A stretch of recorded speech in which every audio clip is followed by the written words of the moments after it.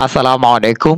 ২০২৫ সালের ৬ষ্ঠ শ্রেণীর অর্ধবার্ষিক এবং বার্ষিক পরীক্ষার প্রশ্নের ধরন এবং নম্বর বন্টন নিয়ে আজকে আমরা আলোচনা করব।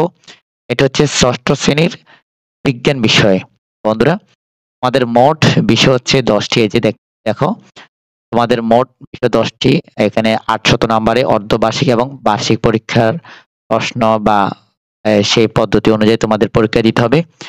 তো আজকে আমরা বিজ্ঞান নিয়ে আলোচনা করব। বিজ্ঞানের সৃজনশীল প্রশ্ন থাকবে, সংক্ষিপ্ত প্রশ্ন থাকবে, বহু নির্বাচনী প্রশ্ন থাকবে।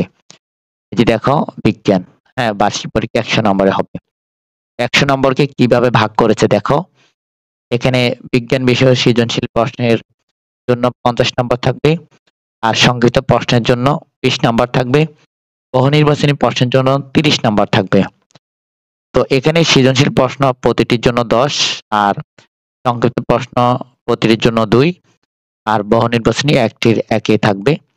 সৃজনশীল ৮টি প্রশ্ন থাকবে, তোমাকে ৫টির উত্তর করতে হবে, যে কোনো ৫টি। আর সংক্ষিপ্ত প্রশ্ন ১৫টি দেওয়া থাকবে, তোমাকে যে কোনো ১০টির উত্তর করতে হবে।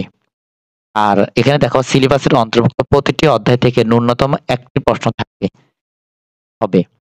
অর্থাৎ তোমাকে যে প্রশ্ন দেওয়া হবে প্রশ্ন, তো এখানের মধ্যে সিলেবাসের অন্তর্ভুক্ত প্রত্যেকটি অধ্যায় থেকে ন্যূনতম ১টি থাকবে। এরপরে বহু নির্বাচনী প্রশ্ন দেওয়া থাকবে, ৩০টার উত্তর করতে হবে। এই সিলেবাসের অন্তর্ভুক্ত অধ্যায় থেকে ২টি প্রশ্ন থাকবে।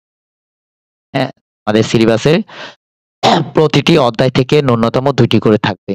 আশা করি বুঝতে পেরেছো। এটা হচ্ছে ৬ষ্ঠ শ্রেণীর বিজ্ঞান বিষয়ের অর্ধবার্ষিক এবং বার্ষিক পরীক্ষার যে নম্বর বন্টন এবং প্রশ্নের ধরন।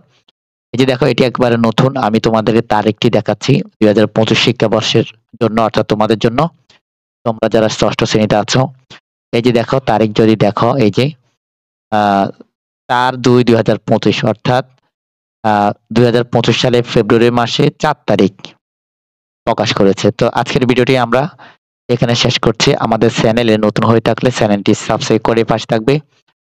ভালো থাকবে, সুস্থ থাকবে। আল্লাহ হাফেজ।